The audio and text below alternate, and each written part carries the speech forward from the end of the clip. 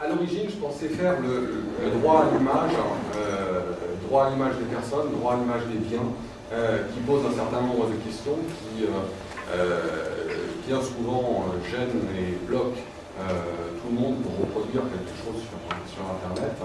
Et quand je me suis interrogé sur la question essentielle qui était posée, et notamment en regardant le sous-titre qui avait été donné à cette session sur le blog de la WT, en gros la question qui peut se poser, c'est est-ce que je peux tout mettre dans mon blog, est-ce que je peux tout reproduire sur mon site, et est-ce qu'il y a des difficultés particulières? En fait, il faut surtout partir d'un principe qui est relativement simple, hein, c'est qu'actuellement, il n'y a pas de législation particulière spécifique à Internet, et que Internet, on applique le droit général qui s'applique à tous les médias, et un peu plus, puisque le législateur et la jurisprudence considèrent que Internet, c'est à la fois un espace de communication, mais également un vecteur de communication, c'est-à-dire un média particulier. Donc, sur Internet, tout ce qui va être diffusé, tout ce qui va être publié, vous allez avoir le droit général, pour dans le code civil, qui s'applique, mais également un droit spécifique et qui est assez particulier à gérer, qui est le droit issu de la loi de 29 juillet 1881, ça remonte à très très longtemps, qui est la loi sur la presse en fait. Pour ce qui nous concerne, le droit à l'image, qu'est-ce qu'on peut reproduire, qu'est-ce qu'on ne peut pas reproduire? J'ai divisé mon intervention, alors ce n'est pas des parties qui sont égales, loin de là, en deux grandes parties. Premièrement, ce qui est totalement interdit de reproduire. Deuxièmement, ce qu'il est relativement interdit de reproduire.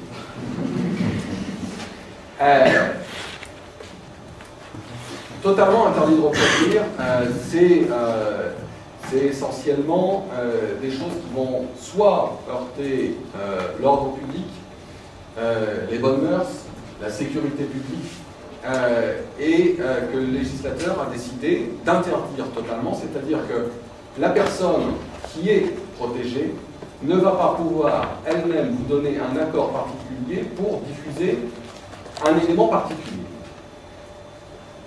Donc même si vous vous rapprochez de quelqu'un, d'un propriétaire, d'une personne qui est en photo, vous ne pourrez pas reproduire une photographie, une image ou autre. Un élément quand même avant de commencer à voir ce qui est totalement interdit. Pour la sécurité et la logique de mon exposé, je suis parti du principe que sur Internet, on pouvait tout reproduire à l'exception d'un certain nombre de choses. Donc, je vais voir toutes les exceptions. La vision un peu négative, un peu pessimiste de cette question-là, c'est de se dire qu'on ne peut rien reproduire à l'exception de certaines choses. Alors, très honnêtement, pour l'exposer, c'est plus simple de voir d'abord de partir d'un principe de liberté totale qui est proclamé partout et de voir des exceptions. Dans un souci de sécurité et dans le devoir du conseil de l'avocat, c'est quand vous avez quelque chose à reproduire, vous dire c'est interdit par principe et de voir si vous êtes dans, en tout cas si vous n'êtes pas dans une des exceptions. Alors ce qui est totalement interdit, au début je pensais qu'il n'y en avait pas énormément, finalement il y en a quand même quelques-uns. La première chose, et quand on parle d'Internet, on ne peut pas éviter cette problématique-là, c'est la reproduction d'image d'un mineur lorsque cette image, cette représentation présente un caractère pornographique. Ça, c'est une interdiction absolue. C'est-à-dire que vous ne pouvez pas la reproduire, vous ne pouvez pas la diffuser, et que le législateur, petit à petit, a amené des contraintes, des exigences de plus en plus draconiennes, et que le simple fait d'avoir téléchargé et de posséder une image d'un mineur dans une situation pornographique peut entraîner une condamnation. Les condamnations sont quand même relativement lourdes, puisque on est sur des peines 7 ans d'emprisonnement, 100 000 € d'amende pour lorsque il a été utilisé par la diffusion de l'image de la représentation de mineurs à destination d'un public pour déterminer un réseau de communication électronique, c'est-à-dire Internet. Lorsque l'on est dans un réseau, les peines sont naturellement augmentées. Sont sanctionnées la diffusion d'images, bien évidemment, l'offre de l'image et même la détention de l'image. Donc, c'est pas des cas qui sont rares. On a eu des cas de téléchargement volontaire et qui ont été avérés. Il y a eu plusieurs dossiers à Tours, puisque on a eu l'honneur d'avoir le concepteur d'un site et d'un réseau d'échange d'images pornographiques qui était constitué à Tours. Donc il y a eu un procès relativement médiatique qui a eu lieu à Tours, notamment parce qu'un magistrat, pas de Tours mais de Versailles, était concerné parmi les prévenus. Mais on a eu aussi des cas, très honnêtement, où dans le cadre de saisies particulières pour des motifs totalement autres, c'est-à-dire sur un lieu de travail, un huissier qui va débarquer pour examiner le disque dur d'un ordinateur pour voir si un salarié n'était pas en train de faire de la concurrence déloyale ou de contacter un certain nombre de personnes particulières qui n'avaient pas lieu d'être. En principe, l'huissier vient avec l'employeur et vient avec un expert informatique. L'expert informatique va examiner l'intégralité des fichiers qui sont contenus dans le disque dur.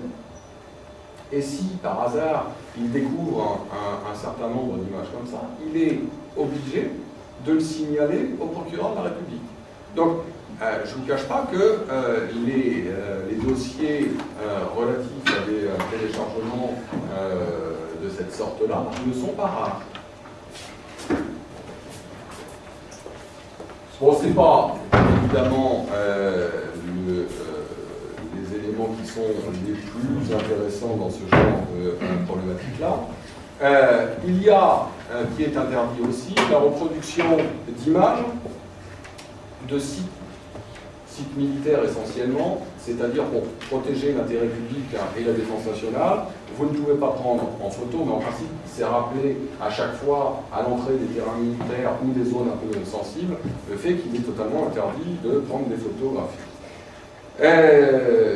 Il est interdit, alors honnêtement, je souhaite que ça ne vous arrive jamais, mais bon, ça peut vous arriver, ça s'est passé, interdit de reproduire des éléments d'un dossier d'instruction, c'est-à-dire que vous êtes poursuivi pour une raison X ou Y, qu'il y a une instruction qui est ouverte, et vous estimez éventuellement, quand vous êtes une personne un peu célèbre, que la couverture médiatique de l'événement ne vous plaît pas. Vous avez envie de démontrer que dans le dossier d'instruction, les éléments qui y figurent ne sont pas exactement de la même nature que ceux qui ont été évoqués dans le cadre de la diffusion médiatique sur ce dossier.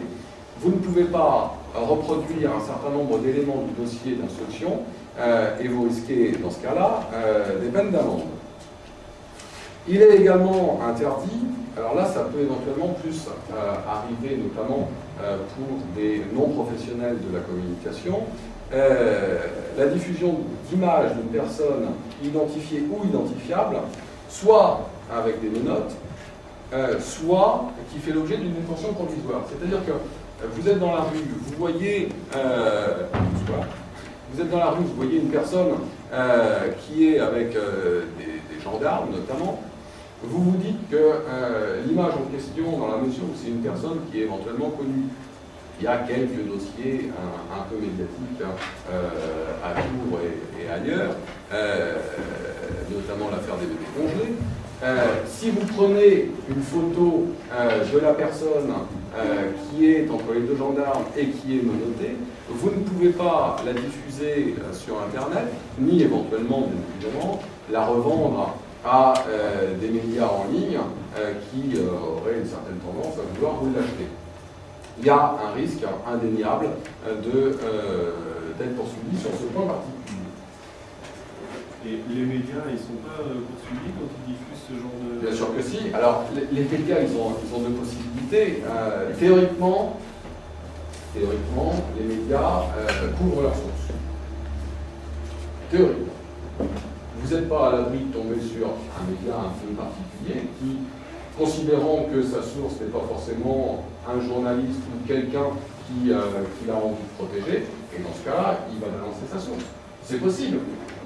C'est possible aussi que votre image ne soit pas reproduite sur un média officiel. Elle peut être reproduite sur Internet et diffusée en chaîne sur Internet. À partir de là, vous n'avez pas la couverture du journaliste qui est censé protéger ses sources, et à un moment ou à un autre, vous avez le risque, c'est pas une certitude, mais le risque d'être retrouvé, remonter à la source, et qu'on vous dise que vous avez pris une photo d'une personne qui était menottée. Donc ce qui est interdit, c'est le fait de prendre l'image ou de la diffuser? C'est le fait de la diffuser. D'accord. Dans quasiment tous les cas, mais ça, qu'on soit sur Internet ou qu'on ne soit pas sur Internet, le fait de prendre une image n'est pas interdit, à l'exception de la pédophilie. Autrement, vous pouvez parfaitement prendre toutes les images que vous souhaitez. La difficulté provient du fait d'une certaine publicité de l'image. C'est-à-dire que vous pouvez parfaitement prendre une photo de quelqu'un dans une situation totalement personnelle, ne pas la diffuser, aller à vous, vous ne causez absolument aucun préjudice à la personne, vous avez pris une photo.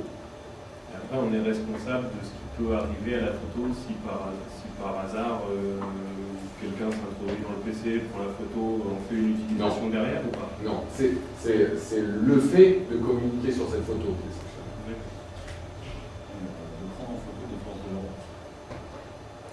En photo les forces de l'ordre, il n'y a pas de difficulté. Il y a eu une affaire un petit peu particulière, si ma mémoire est bonne, de forces de l'ordre qui avaient été prises en photo, je crois que c'était 2 motards, je ne sais plus très bien où, qui avaient été pris en photo lors d'une manifestation, et les 2 motos tombant en même temps ensemble. Copieusement. Il n'y a pas de difficulté. Vous ne portez pas atteinte particulièrement. On le verra ensuite, mais à leur image, puisque ils ne sont pas dans l'intimité de leur vie privée, ils étaient dans une manifestation officielle, ils sont dans le cadre de l'exercice de leur profession. Non, comment expliquez-vous le fait qu'ils vous engagent de faire et ils prennent les gens? C'est logique.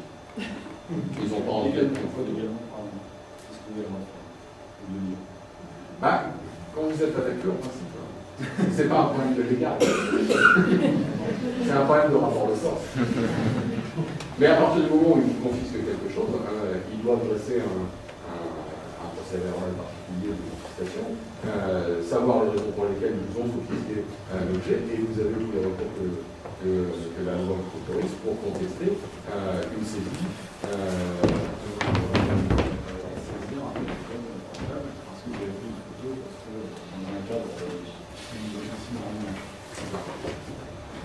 Non, bah c'est toute la problématique, ça, des radars mal positionnés.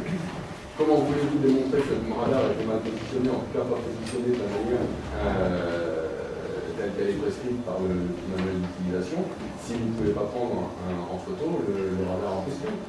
Mais on sait tous qu'il n'apprécie pas du tout d'être pris en photo. Ce que je peux comprendre aussi. Dans la mesure, enfin, la plupart du temps, les gens n'aiment pas la prise en photo parce qu'on ne sait pas du tout l'utilisation qui va être faite de la photo.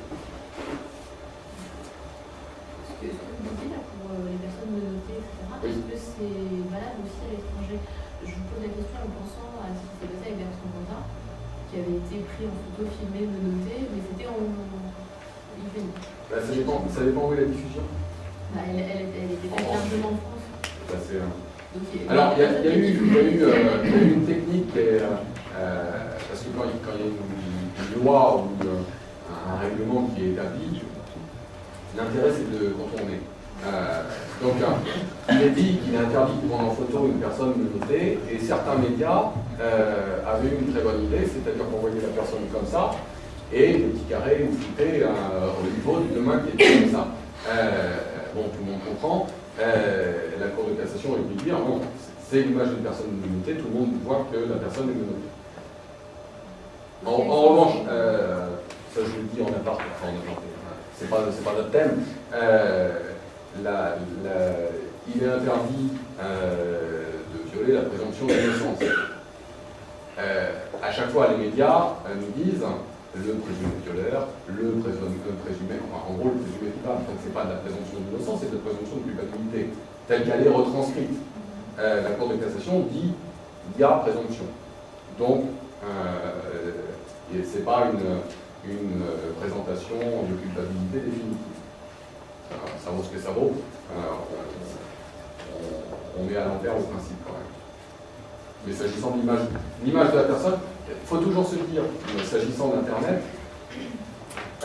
que le droit applicable est celui où on peut voir. Donc, qu'il y ait des législations permissives dans certains pays, si sur le territoire français c'est visible et que ça porte atteinte à un droit particulier en France, il y a un recours qui est possible.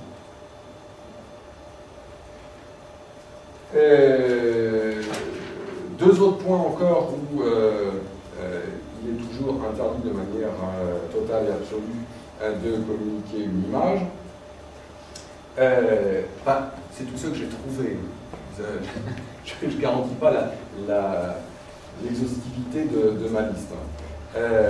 Interdite la diffusion d'une image d'un mineur en fugue et délaissé qui s'est suicidé ou qui a été victime d'une infraction. C'est-à-dire que, de toute façon, soyons très clairs, l'image d'un mineur, dans tous les cas, évitée.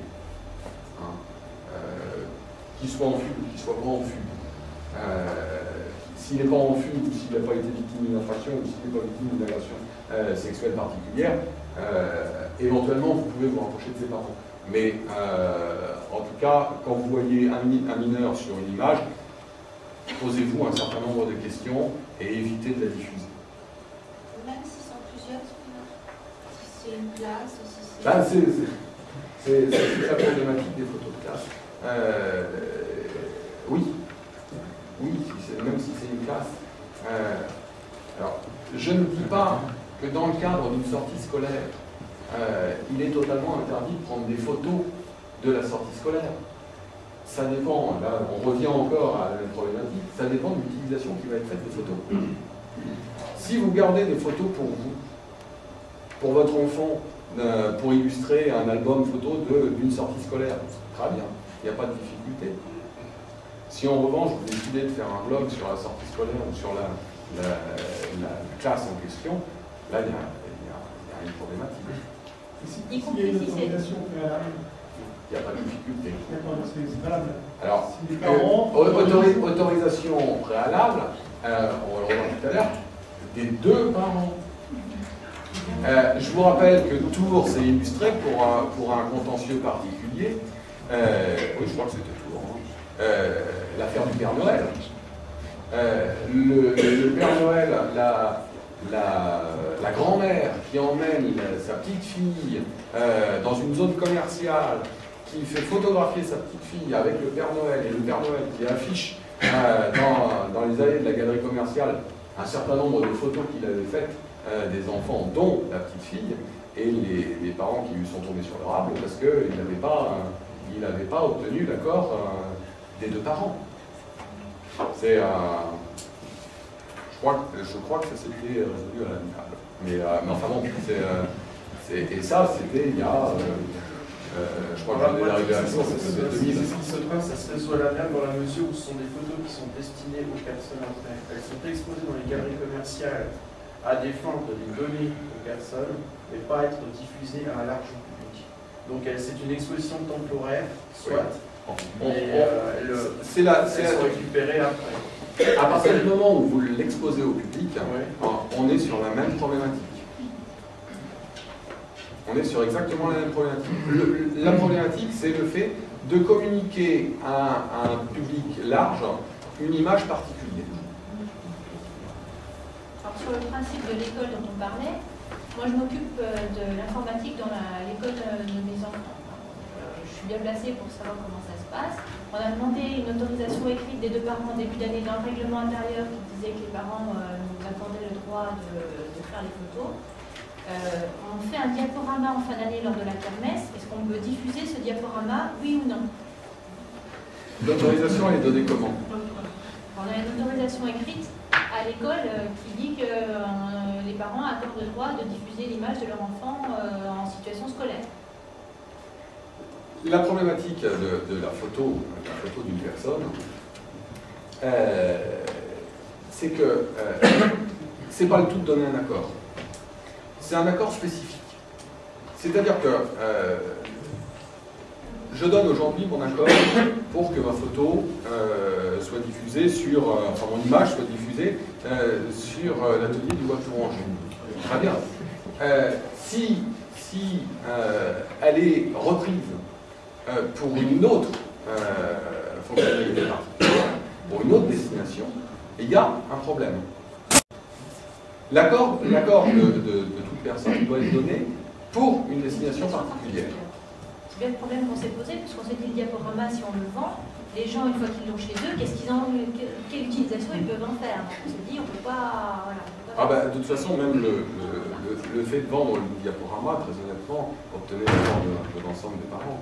Oui, ben ça, je veux dire, ça se discutait justement en conseil d'école pour dire est-ce qu'on le fait ou on ne le fait pas, parce que ça fait rentrer de l'argent dans les écoles. À partir du moment où vous obtenez l'accord des parents pour que le diaporama soit réalisé, soit diffusé, éventuellement pour la fête scolaire, et soit éventuellement transmis via rémunération aux parents qui le souhaitent, il n'y a pas de difficulté. Si le diaporama est utilisé à des fins qui ne sont pas les bonnes, ce n'est pas l'école qui est responsable. Ce n'est pas les parents qui ont pris les photos qui sont responsables, c'est la personne qui va utiliser l'image. D'accord, donc la responsabilité de l'école s'arrêtera à partir du moment où elle aura obtenu les accords nécessaires. Pour avoir le CD éventuellement, le diaporama, et ça s'arrête à ça. Oui.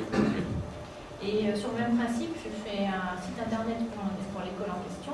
Pour l'instant, on n'a jamais diffusé aucune photo parce qu'on ne savait pas justement quel était le droit à l'image par rapport à ça. Si on obtient le droit des parents de diffuser l'image, on peut aussi les mettre sur internet parce que là c'est pareil, les copier-coller. Si vous le spécifiez. Si vous le spécifiez, prenez soin de spécifier également la durée, si c'est pour l'année scolaire, si ça sera au-delà de l'année scolaire. Les parents peuvent accepter que ce soit pour l'année en cours, ils peuvent refuser que ce soit pour l'année suivante. À chaque fois, alors je sais, puisque cette problématique est récurrente et que en tout cas l'éducation nationale a décidé de trancher dans le vif, manifestement en donnant des consignes de ne plus prendre de photos du tout, hormis les photos faites par un photographe qui vient prendre les enfants, la photo de classe plus chacun individuellement. Mais autrement, il souhaite qu'il n'y ait plus aucune photo qui soit prise. Il ne faut pas non plus aller à l'extrême. Il faut se border, il faut prendre des précautions. Les parents, on est en contact avec eux régulièrement, donc il suffit de faire signer les autorisations nécessaires. Et puis, il y a une année où on découvre un certain nombre de diffusions particulières. L'année suivante, dès le début de l'année, on fait une liste des destinations possibles des photos des enfants et on l'intègre à l'autorisation. Et s'il y a un enfant, parce que ce qu'on a fait, parce que j'ai fait cette année, c'est que s'il y avait une autorisation de refuser, un refus d'un des parents, je floutais le visage de l'enfant. C'est suffisant? C'est pas suffisant? C'est suffisant.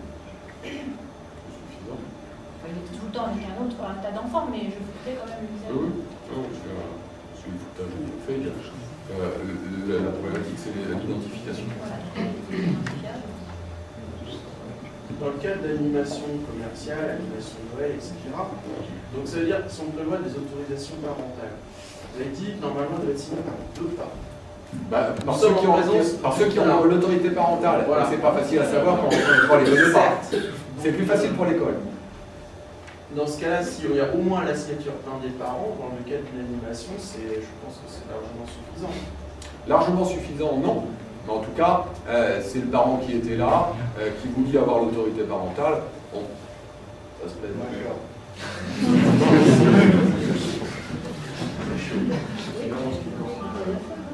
Pour les sites du type Panama, où là les photos de classe sont diffusées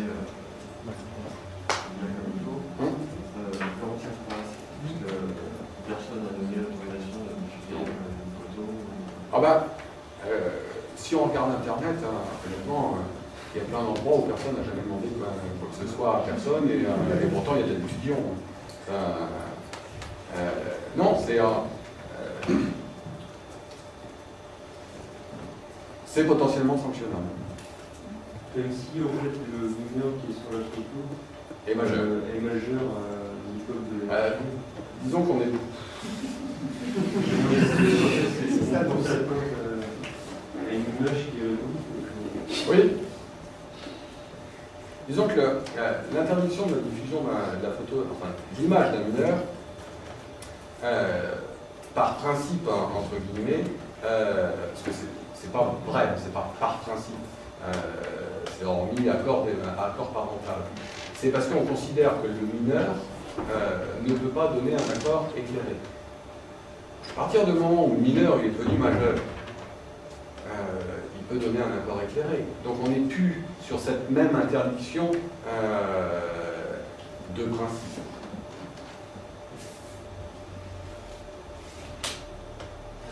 Excusez-moi. Moi, c'est un gros problème pour nous. Moi, je travaille à la mairie de Tours. Je m'occupe du site web de la ville.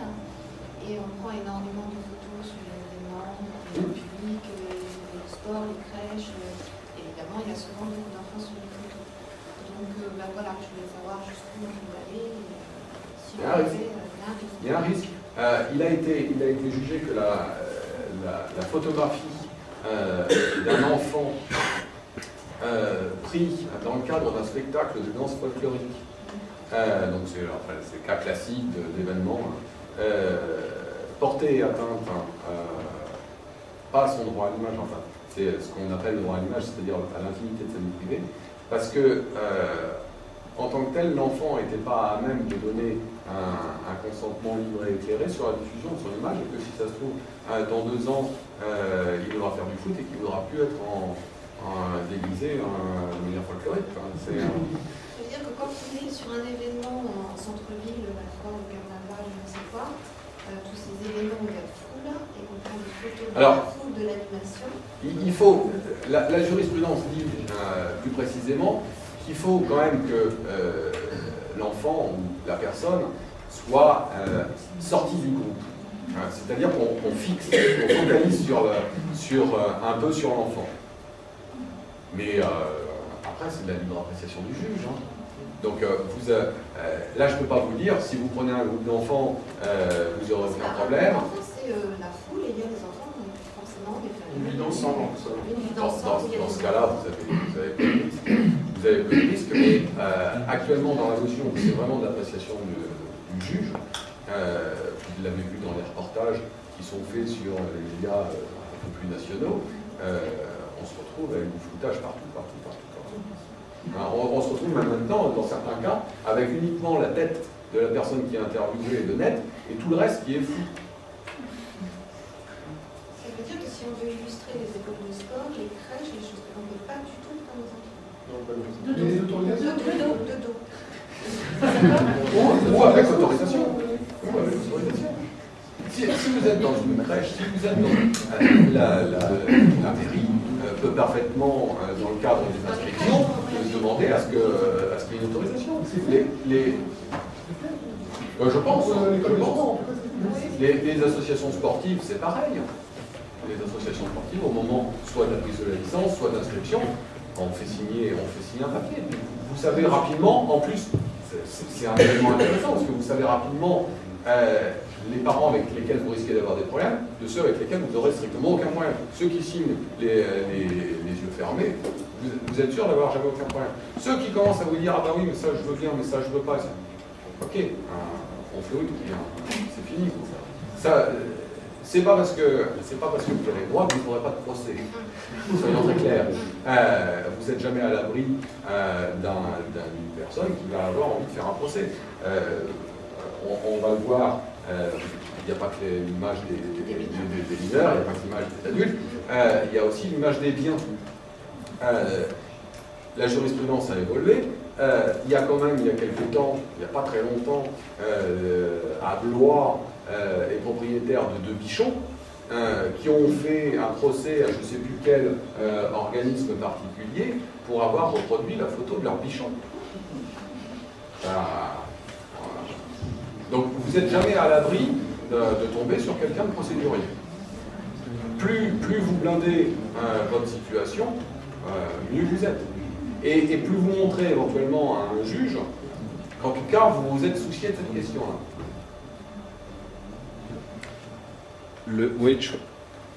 Il faut se méfier quand même de ces autorisations préalables parce que c'est vrai que toutes les écoles aujourd'hui font signer des autorisations préalables qui sont totalement léonines puisqu'il est écrit que pour tout usage, toute manifestation à n'importe quel moment de l'année, les parents autorisent la prise de vue.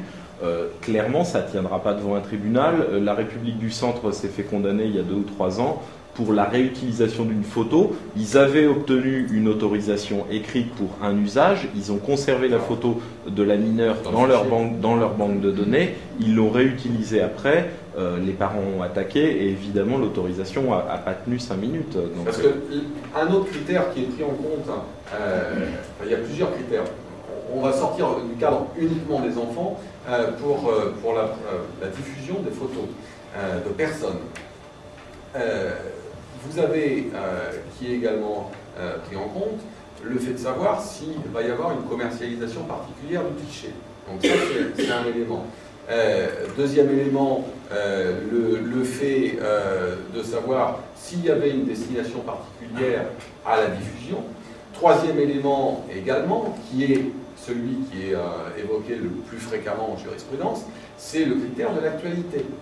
C'est-à-dire que quand vous prenez la photo de quelqu'un, même individualisé, au sein d'une manifestation publique, éventuellement même privée, par exemple une assemblée générale d'une association particulière, vous individualisez quelqu'un, vous le prenez en photo et vous médiatisez cette photo. Dès lors que vous êtes dans un événement de l'actualité et que vos commentaires à côté font référence à cet élément d'actualité, il n'y a pas de difficulté. Vous illustrez, via une photo, un article particulier sur un événement d'actualité. En revanche, vous reprenez cette photo 2, 3, 4 ans plus tard, vous n'êtes plus dans un élément d'actualité. Alors, la seule question, honnêtement, intéressante qui se pose sur le problème de l'actualité, c'est le fait de savoir, vous prenez une photo un jour, vous êtes dans l'événement d'actualité. Vous faites un article sur votre blog, expliquant un certain nombre de points sur cet événement. 2 ans plus tard, il y a un rebondissement sur cet événement particulier. Vous réutilisez la photo. Est-ce qu'on est sur une photo qui illustre le rebondissement, ou est-ce qu'on était uniquement sur une photo qui illustrait l'actualité première? Il y a des décisions dans tous les sens. C'est-à-dire qu'il y a certaines jurisprudences, certaines décisions qui nous disent non, il faut que la photo soit contemporaine de l'événement qu'elle illustre. D'autres disent non, il suffit que la photo, quelle que soit sa date, illustre un événement qui aujourd'hui est dans l'actualité. Mais quel est alors la notion contemporaine entre une période de 2 à 300, est-ce qu'on peut dire qu'on est contemporain? Non. Non. Actuellement, on est sur des lignes immédiats, on est quand même dans le caractère immédiat. D'accord. C'est-à-dire que vous illustrez quelque chose qui a 3 semaines, ça va. Quelque chose qui a 6 mois, c'est du réchauffé. Excusez-moi, alors si on reste dans ce principe, on peut prendre en photo une fête avec des enfants qui font un spectacle, on laisse un commentaire en dessous qui fait référence à cette photo, donc ça, on reste dans la qualité, donc on a le droit de prendre ces enfants en photo. Oui. Oui, alors, parce que tout à l'heure, vous disiez, on avait une problématique par rapport à la prise de photo d'un enfant, d'un groupe d'enfants. Donc là, si alors, attendez, la problématique de l'enfant, c'est qu'on part du principe qu'il ne peut pas donner un accord libre et éclairé. D'accord ? L'élément d'actualité, je l'avais précisé, on sort un petit peu de la question essentielle de l'enfant et on se met sur la reproduction d'une photographie d'une personne particulière. Le fait qu'on soit dans un événement d'actualité va permettre de justifier un certain nombre de points. Mais c'est tout un cumul, c'est tout un faisceau qui amènera un juge à dire oui c'est licite ou non vous avez abusé.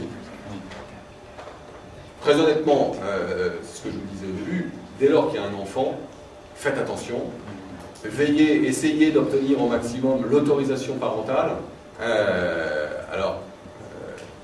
du représentant légal, mais ça c'est pas... le principe c'est que le représentant légal ce sont les parents. Après il peut y avoir des modifications, mais enfin si c'est celui qui se présente comme étant le parent, que l'enfant dit oui c'est mon père ou c'est ma mère, vous pouvez accorder du crédit.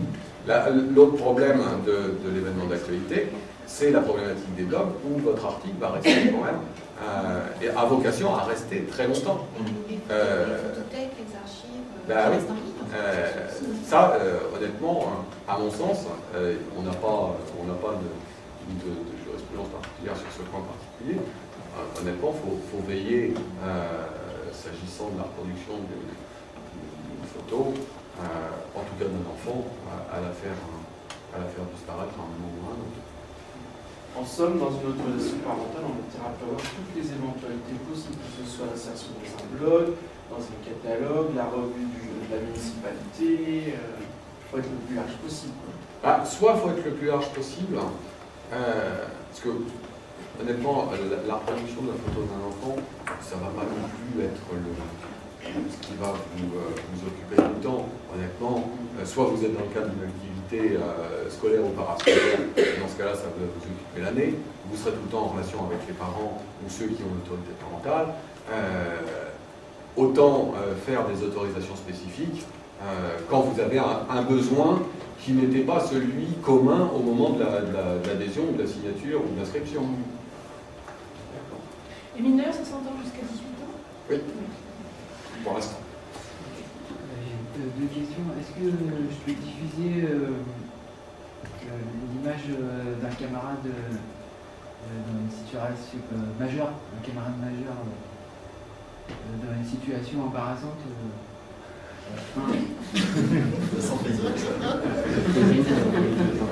Un, à mon grand-père, et deux, à sa liste d'amis. Camarade, question. Qu'est-ce que vous appelez une situation embarrassante? Qu'il ne serait pas d'accord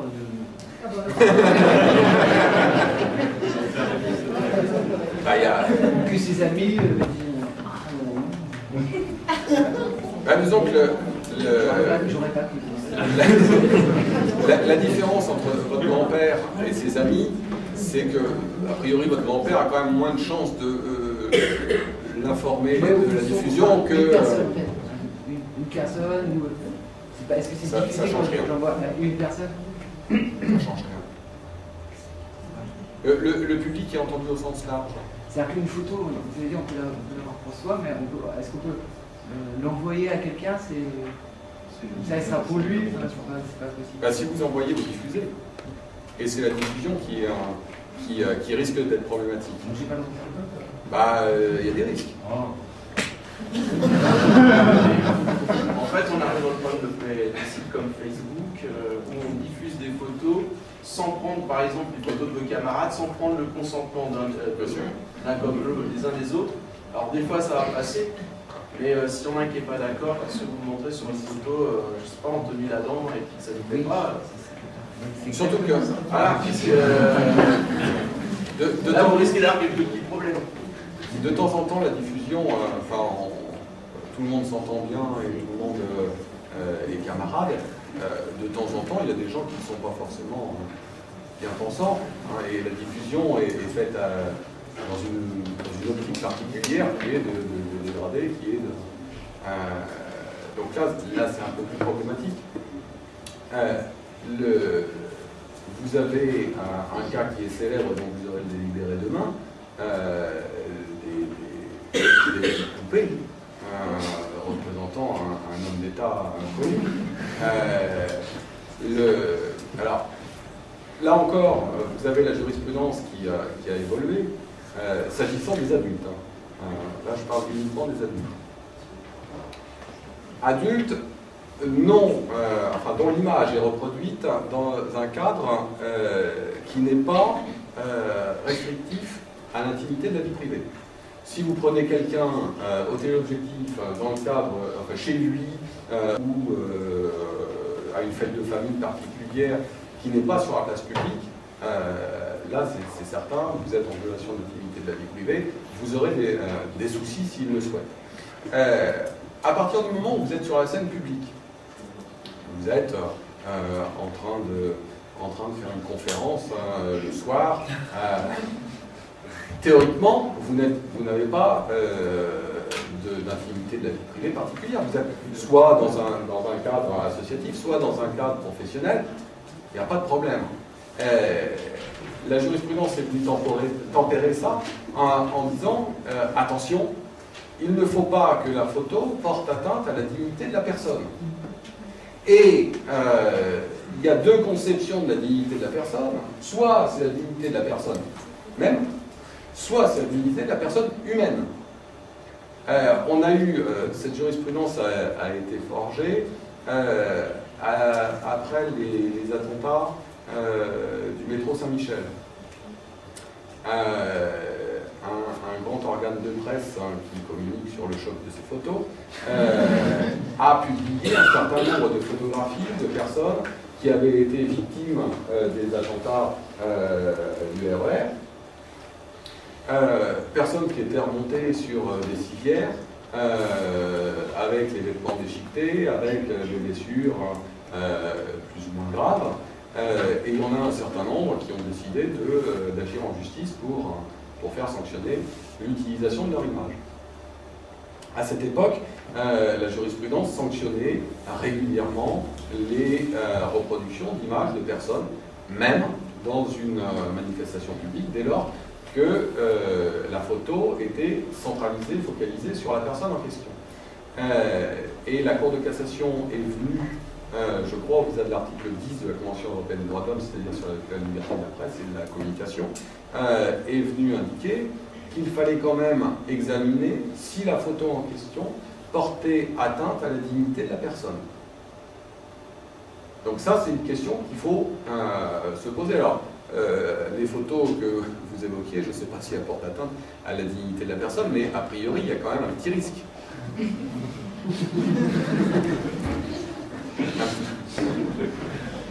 Et c'est dans la motivation du juge des référés de Paris, s'agissant des poupées Sarkozy, le juge des référés veut dire il n'y a pas d'atteinte particulière à la personne, à la dignité de la personne. On est sur une reproduction, on est sur une reproduction qui ne porte pas atteinte à la dignité de la personne de M. Sarkozy. Si vous allez sur Internet, vous aurez un certain nombre de commentaires de cette décision, et ceux qui sont contre la décision et pour Sarkozy disent bah oui, mais attendez, il faut éventuellement prendre en considération le fait que l'image a été utilisée à des fins commerciales pour sanctionner, puisqu'il y a une partie de la jurisprudence qui vient sanctionner l'utilisation, même qui ne porte pas atteinte à la dignité de la personne, dès lors qu'il y a une vocation commerciale. Et puis, il y a toute la jurisprudence qui dit qu'il faut qu'il y ait une atteinte à la dignité de la personne. Donc c'est la balance des deux. Vous le saurez très certainement demain en écoutant les médias, savoir ce que la Cour d'appel a pensé. Dans le cas de l'espèce, c'est-à-dire pour ça qu'il y ait une photo de soi sur un site, mais pas dans une volonté de nuire, en plus par maladresse. Est-ce qu'on a une obligation d'entreprendre une démarche à l'amiable avant d'attaquer ou est-ce qu'on peut attaquer sans aucune prévenance C'est-à-dire aussi qu'on peut s'exposer. Exactement. Honnêtement, il y a dans certains cas, vous avez envie d'attaquer un c'est tout. Ça dépend plus de votre nature propre que de... Il n'y a pas d'obligation légale de faire une mise en demeure préalable. Oui, très clair. Moi j'ai une question particulière. Quand des photos sont prises dans l'espace public et que ces photos sont mises dans une banque de données et alors ces banques de données n'est pas commercialisées. Et ces images sont diffusées dans le temps. Est-ce que les personnes qui ont été prises peuvent se retourner Éventuellement. C'est les amoureux de Douaneau. Les amoureux de Douaneau se sont retournés contre Douaneau, je ne sais plus combien d'années après. La seule problématique, ça a été que, je crois, alors là je parle de mémoire, et elle n'est pas super bonne en ce moment, je crois qu'ils ont été dégoûtés parce qu'ils ne rapportaient pas la preuve certaine que c'était bien eux qui étaient sur la photographie. Et autrement, si vous voulez récupérer le capital, tu l'es les différents points qu'il faut trouver dans une autorisation, la durée, l'usage précis, enfin, tous les critères. C'est premièrement la durée, deuxièmement la destination, c'est-à-dire l'utilisation qui va être faite de la photographie. Et après, vous mettez le mieux, c'est de mettre l'état civil complet de la personne qui va signer. Donc l'état civil, c'est nom, prénom, date et lieu de naissance, adresse et profession. Ça, c'est l'idéal. Hein.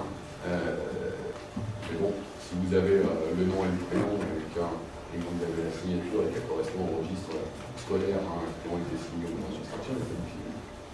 Dans le cas où on tient, je vais vous présenter le peu, on est quelques-uns de l'équivalent AWT d'Orléans, donc à Web School. On a une fiche de renseignement qu'on fait signer avec effectivement toutes ces informations-là au début, donc prénom, adresse, profession, lieu de naissance, etc. Et il y en a certains qui refusent le fait qu'on utilise leur image. Le problème, c'est comment on les connaît sur les photos. Est-ce qu'on a le droit de les prendre en photo pour savoir qu'il ne faut pas qu'on les prenne en photo? C'est des photos qu'on prendrait pour nous, pour ne pas justement l'utiliser, mais est-ce que c'est... Enfin, je sais pas.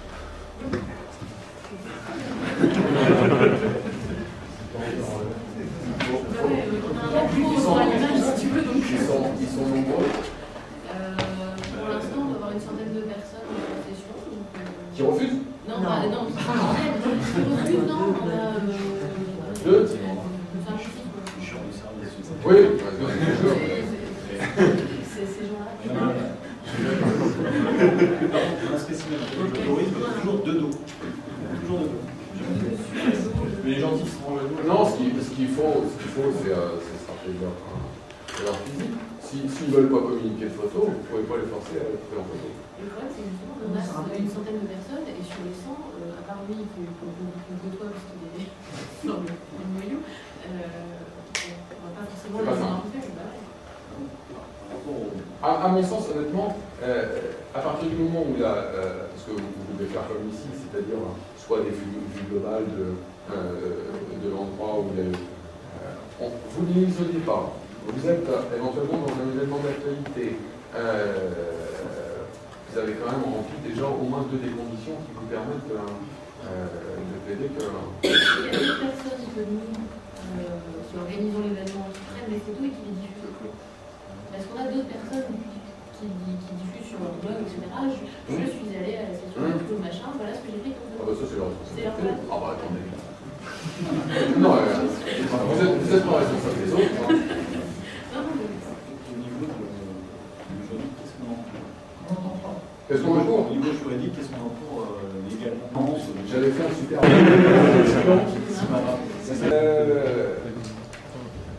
Ce qui se passe le plus fréquemment, des dommages et intérêts. Je vous prends en photo sans consentement, vous le retrouvez dans une situation horrible. Là, c'est ce qui arrive. Sauf que vous voulez pas. C'est pas parce que je veux pas que je peux en même temps vous imposer de ne rien diffuser. C'est un cas de figure. Vous prenez une personne en photo très près que vous, il y a des gens derrière qui sont assez éloignés, en cas de salon, en cas de choses comme ça, vous prenez, vous mettez sur un site à forte audience, un média, peu importe. Et là, la personne viendra vous dire non, je ne veux pas. C'est pas un problème.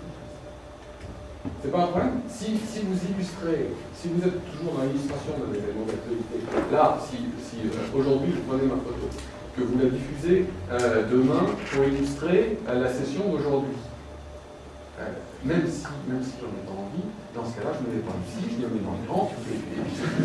Non mais faut savoir aussi. Dès lors qu'on n'est pas dans l'intimité de sa vie privée. Ce que le code civil protège, c'est l'intimité de la vie privée. C'est-à-dire que dans ce cas-là, on reste chez soi, on ne fait rien, on n'est qu'avec ses proches, et puis c'est fini. À partir du moment où on se met un tant soit peu sur la scène publique, on en assume aussi quelques conséquences. J'ai une question, peut-être à votre usage. Qu'en est-il d'un enregistrement vidéo ou audio? Par exemple, est-ce qu'on peut enregistrer une conférence et la diffuser sans enregistration? Non. Non, pour une autre raison, qui était mon grand 1. C'est que la conférence, c'est protégé par le droit d'auteur. Ça fait partie des œuvres de l'esprit. Donc, si vous la mettez sans demander l'autorisation de la personne, du conférencier, vous êtes un contrefacteur. Et si en plus il faisait sa conférence, il se préparait chez lui pour la conférence du soir, vous violez l'intimité de sa vie privée et son œuvre. Et un discours politique? C'est rarement chez soi. Un discours politique. Alors, une ouverture par la politique d'une conférence. À mon sens, on est on est à la limite de l'exception du caractère public. Enfin, public. C'est limite. Pour prêcher pour ma paroisse, les plaidoiries sont considérées comme des œuvres de l'esprit. Donc protégeables par le droit d'auteur. Encore faut-il qu'elle soit originale. C'est pas donné. Pour moi, quand même, le discours politique a, par sa nature même, vocation à être diffusé, mais en même temps, la plaidoirie a un peu cette même vocation. Là, honnêtement, il faudrait que je regarde. J'ai rarement vu pour l'instant un homme politique poursuivre un média quelconque en contrefaçon pour avoir diffusé sa parole. Il y a des malades partout, donc ça peut arriver. Vous êtes dans une enceinte sportive réputée, vous êtes comme photographe assermenté. Vous prenez un sportif de en photo parce que vous avez le porte-clés à 2 mètres de vous, imaginons. Est-ce que le club dont appartient le sportif peut se retourner contre vous parce que vous diffusez après la photo sur votre blog? Alors, s'agissant des droits de reproduction des manifestations sportives, là on est sur une législation très particulière. Avec des droits qui reviennent en principe au club.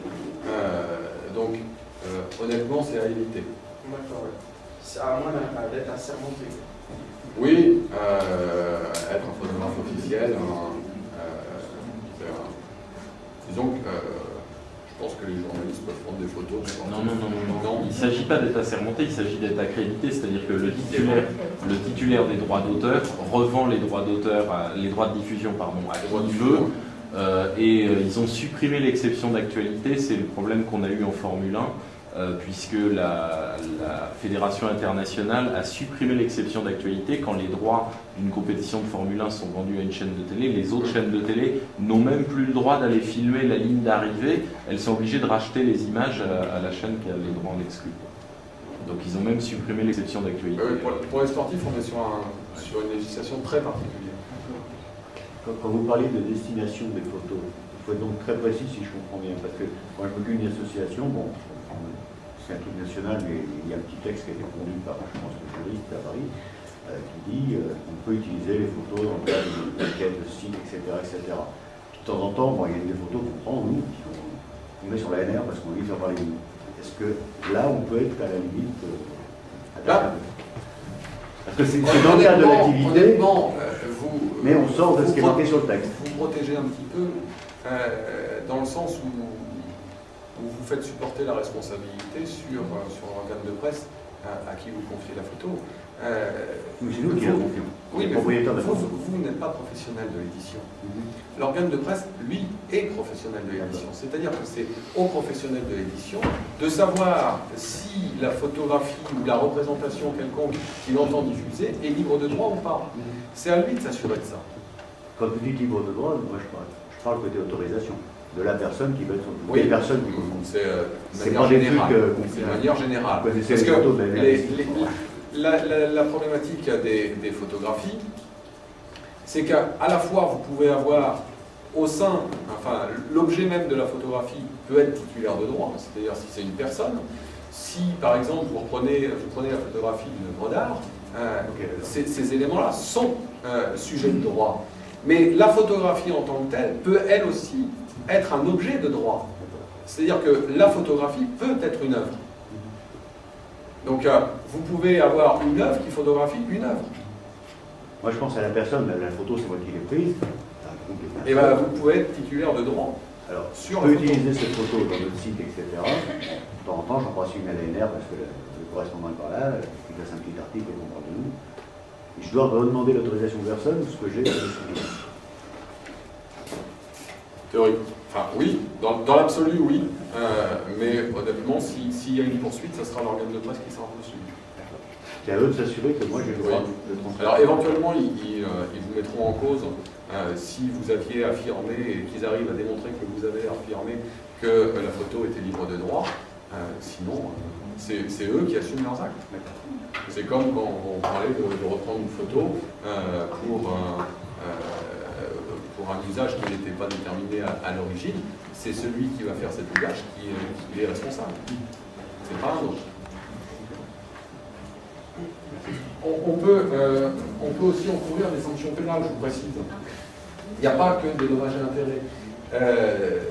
C'est l'article 226.1 du Code pénal qui précise que punit d'1 an d'emprisonnement et 45 000 € d'amende le fait, au moyen d'un procédé quelconque volontairement, de porter atteinte à l'intimité de la vie privée d'autrui. Premièrement, en captant, en enregistrant ou en transmettant sans le consentement de leur auteur des paroles prononcées à titre privé ou confidentiel, donc vous avez bien privé ou confidentiel, en fixant, en enregistrant ou en transmettant sans le consentement de celle-ci l'image d'une personne se trouvant dans un lieu privé. Donc vous avez la possibilité, enfin le risque, d'être condamné à des sanctions pénales pour votre cas particulier. S'il le prend très mal, il a la possibilité de déposer une plainte. Ça risque pas de faire beaucoup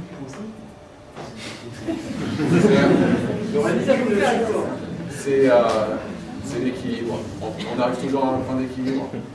Il y a beaucoup de personnes qui sont procédurières, pas assez hélas. Mais il y en a. Et on diffuse le droit justement pour motiver les gens. Est-ce qu'une école de commerce peut être considérée comme un lieu public ou comme un lieu plutôt accueillant du public? On est sur un lieu privé, par essence, qui reçoit du public. Comme une assemblée générale d'une association. Vous êtes dans un lieu privé, en revanche, il est ouvert à beaucoup de monde.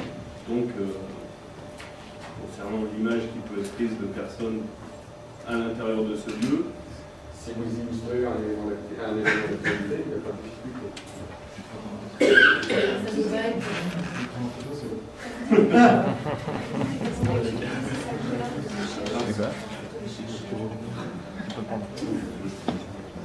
Non, en même temps, pour vous assurer la pérennité de vos photographies, parce que si vous prenez des photos d'un collègue Donc, a priori, c'est que l'année suivante, vous avez envie de dire, en fait, l'année dernière, on avait fait ça. Là, vous n'êtes plus dans l'événement d'actualité. Les conférenciers, vous n'en avez pas énormément. Autant leur faire signer, en principe, quand vous avez un conférencier, vous le rémunérez. Donc, si le son chèque, autant qu'il signe un petit papier. Non, mais c'est. Enfin, le droit à l'image en tant que tel, on n'arrive pas à déterminer si on est sur un objet de patrimoine, c'est-à-dire est-ce qu'on peut vraiment le patrimonialiser, le vendre, le céder, l'exploiter commercialement ou non. Il y a tout un tas de jurisprudence qui laisse entendre que oui, quand même, on peut l'exploiter commercialement et donc le patrimonialiser. Puis il y en a d'autres qui disent non, c'est quelque chose qui est propre. Donc on peut indemniser l'utilisation de l'image, mais on ne peut pas le patrimonialiser. Alors là, par contre, c'est deux visions différentes du droit qui aboutissent strictement à la même chose, parce que vous versiez une indemnité pour utiliser l'image ou que la personne ait réussi à monnayer son image, très honnêtement, on est à peu près dans le même registre.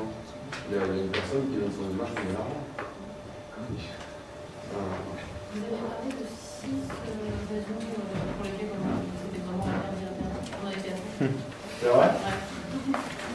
C'est la magie du live blogging. J'ai dit 6? Ouais, j'ai dit 6. Bien sûr, j'ai dit 6. La durée, la destination. Alors. C'est vraiment dans lesquels c'était vraiment interdit. Surtout, on n'a pas du tout parlé de propriété intellectuelle, c'est quand même très ennuyeux. C'était mon grand A, mais tout le monde a focalisé sur le droit à l'image. Alors, il y avait image pédophile. Deuxièmement, reproduction d'images de sites militaires. Troisièmement, reproduction d'éléments de dossier d'instruction. Quatrièmement, image de personnes identifiées, identifiables avec note ou entrave, ou détention provisoire. Cinquièmement, mineur en fuite, délaissé, suicidé ou victime d'une infraction. Et 6, diffusion d'images de toute victime d'une agression sexuelle.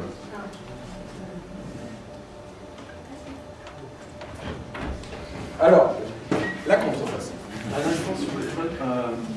Vous parlez sur l'article 226 du Code pénal, mais ça va plus à des personnes physiques, pas des photos. Qu'en est-il des personnes morales? Société, de presse, agences de communication, etc., etc.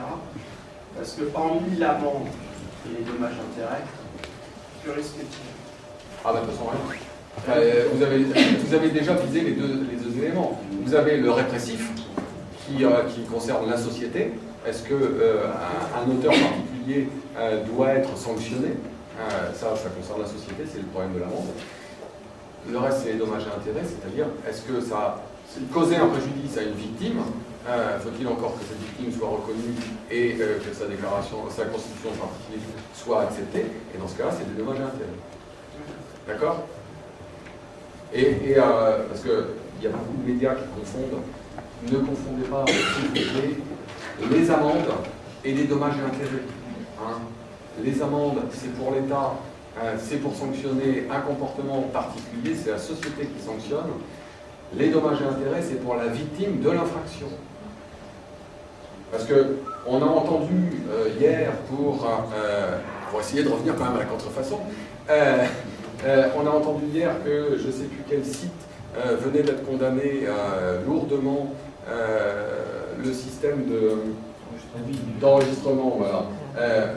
On entendait partout qu'ils avaient pris 460 000 € d'amende. Non, c'est 460 000 € de dommages et intérêts à reverser à la société qui les avait poursuivis. Et je crois que la première décision, c'était M6. Donc c'est bien des dommages et intérêts à raison de la contrefaçon qui a été faite, c'est-à-dire la violation de droits d'auteur sur un objet déterminé. Un élément, lors de la première session, juste avant la première session de la WT, il y a eu une interview qui a été effectuée par TV Tour. L'interview de TV Tour a été mise en ligne sur le site ou le blog de la WT. Attention, attention. Il y a régulièrement des blogs qui trouvent qu'une publicité particulière est bien attention, hein, on peut la reproduire, il faut quand même faire très attention. Et pour l'instant, je vous donne d'abord, pour l'instant, on n'est pas encore dans la vision Clément qui, je ne sais pas si elle arrivera, je crains que non, compte tenu des premières réticences qui ont été émises à ce sujet, on n'est pas dans la logique de l'avertissement. Hein. On peut sanctionner directement, c'est-à-dire que lorsqu'il y a une contrefaçon qui est commise sur Internet, va y avoir des éléments, en principe un constat, soit une saisie de contrefaçon, soit un constat d'utilité à tout le moins, pour constater qu'il y a une reprise d'une œuvre particulière sur Internet, et ils agissent rapidement. Et quand je dis contrefaçon, c'est pas uniquement contrefaçon d'œuvres particulières, c'est-à-dire photocopie, enfin scan d'un livre, reproduction d'un tableau ou d'une peinture. C'est également le droit des marques. Si vous reprenez des marques déposées pour les mettre sur votre site, attention là également. Vous avez toute une jurisprudence qui est née, heureusement d'ailleurs, sur le droit à l'humour. Pendant très longtemps, seul le droit d'auteur avait comme exception le pastiche et la dérision. Maintenant, le droit des marques est également concerné via la jurisprudence par cette exception particulière. Vous avez eu toute une jurisprudence sur des contrefaçons qui étaient effectuées par des manifestants. La première qui avait vu la condamnation des manifestants, c'était lors d'un licenciement économique chez un gros fournisseur de pneus qui a comme marque déposée un bibadum, et je ne sais plus quel syndicat avait manifesté avec un bibadum tout maigre, parce qu'il y avait eu un peu licencié.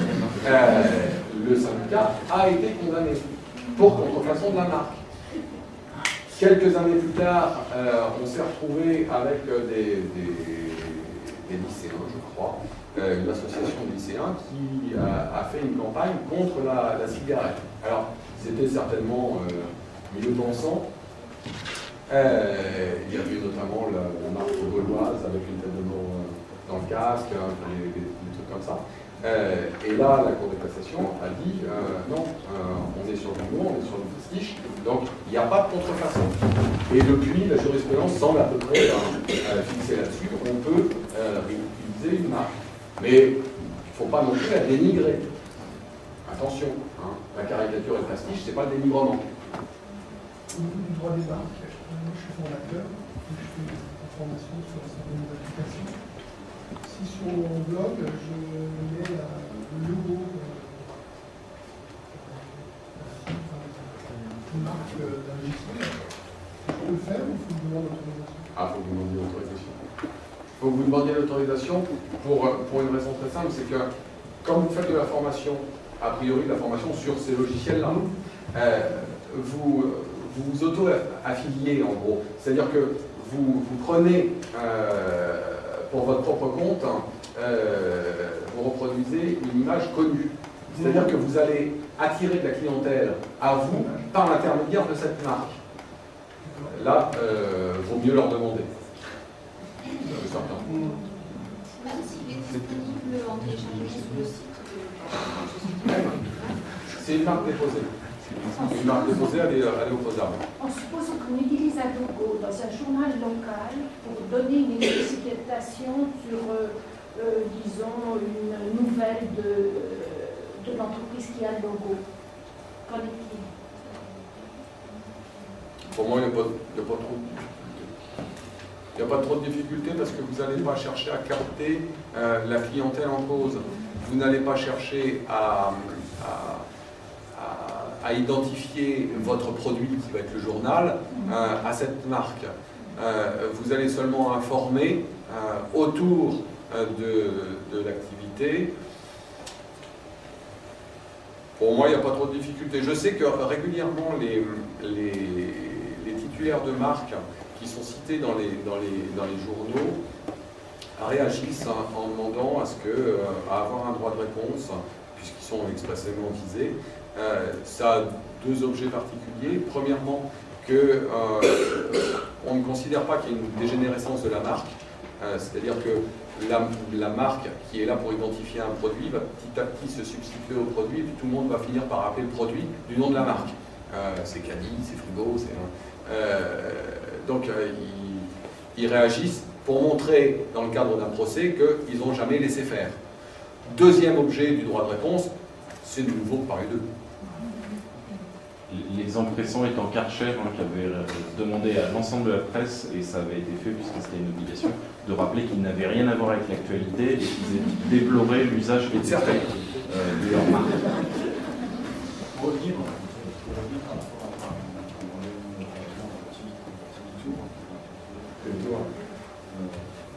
ce type de méthode, souvent, on se pourrait faire, si vous avez quelqu'un, un mandat d'autorisation. C'est assez fréquent. Vous allez sur le plateau, vous posez, il vous pose des questions, et vous parlez. Ah oui, ça peut poser. Oui, je sais, mais on a quand même pas. On a une certaine conscience. Oui, on peut dire assez bien. Quand même souvent ça peut être direct. Souvent s'opposer après à l'utilisation de ces images, parce que souvent maintenant, ils les encodent et ils les retransmettent tout à l'heure. D'un côté. Pour moi, si on est uniquement sur le droit à l'image, pour moi ça ne tient pas. Premièrement, vous n'êtes pas dans l'intimité de la vie privée, vous êtes dans le cadre d'une relation particulière. Si vous êtes interviewé, c'est parce qu'il y a une raison. Même si actuellement la vie de l'auditeur est sacralisée, on est quand même en principe interrogé sur un sujet qu'on connaît ou sur une actualité qu'on connaît. Donc à partir de là, vous ne pourrez pas vous retrancher derrière l'article 9 du code civil, l'intimité de la vie privée. On n'a pas de mise en avant, en tout cas clairement par la jurisprudence, de droit à l'image absolu et opposable à tous. Donc vous aurez une difficulté de fondement. Pour aller plus loin, le blogueur qui interviewe de la même façon qu'une télé, comme ça fait un santé, sans forcément de... Oui. Pas nécessairement. Si c'est dans un public, etc. Oui, mais les interviews trottoirs qui sont faits. Les micro-trottoirs, la vie de l'auditeur. Voilà, effectivement, on peut être shooté en caméra, une vidéo, on peut se trouver sur l'instant, donner son accord et être accepté d'être interviewé, et au final, on trouve qu'on voit notre interview sur un blog, etc., et on se trouve un peu ridicule et même complètement ridicule. Que peut-on faire? Pas grand-chose. Pas grand-chose. Vous avez honnêtement marqué votre accord quand même sur le fait que vous alliez être pris.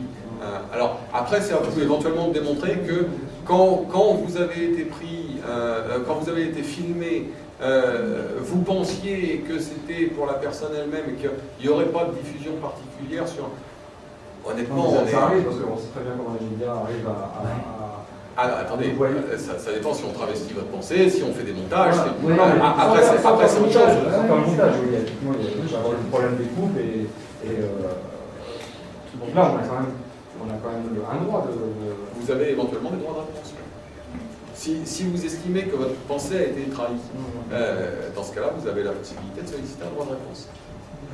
Mais au-delà de...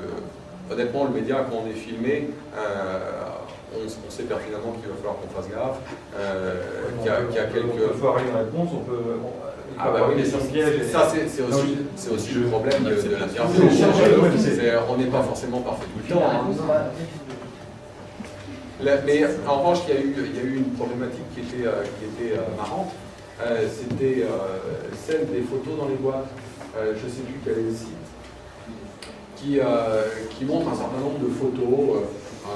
En principe, ce n'est pas les personnes les moins physiquement désagréables qui sont prises en photo, qui vont en boîte. Et puis ça passe pour faire aussi un peu de pub pour les boîtes en question.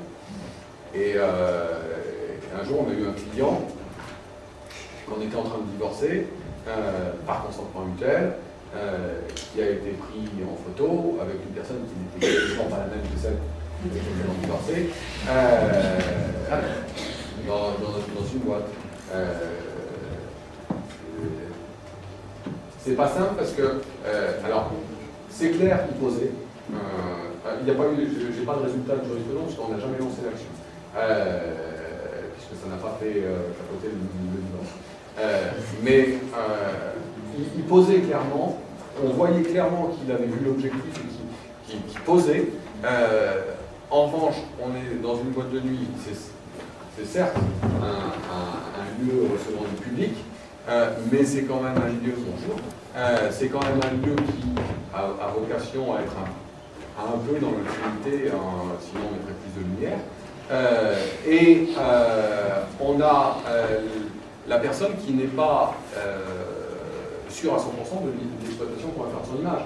On ne lui dit pas, en tout cas, c'est celui qui a un devoir d'information qui doit rapporter la preuve de ce qu'il a bien dispensé le devoir d'information.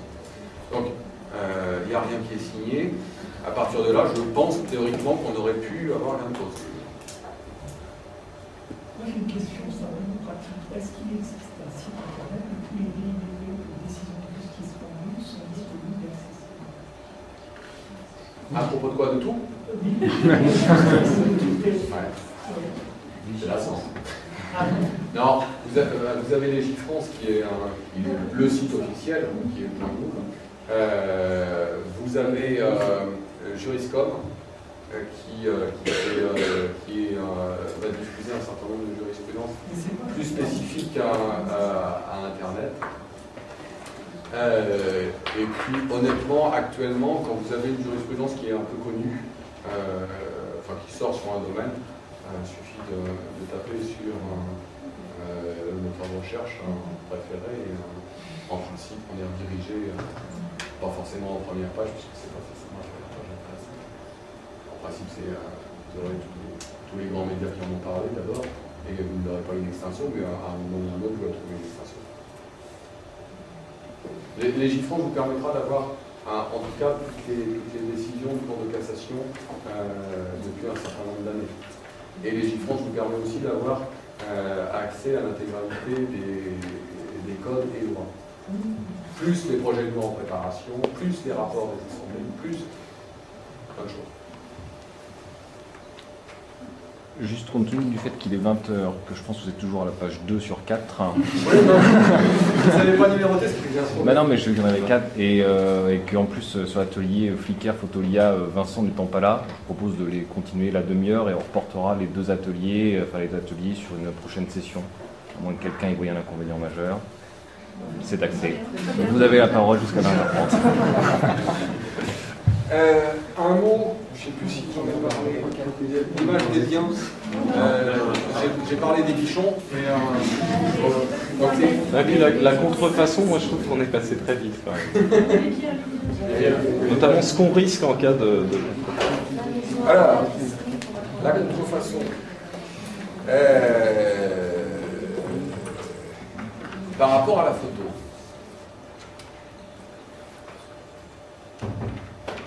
Comment le structurer? Il y a beaucoup de photos qui sont disponibles en ligne.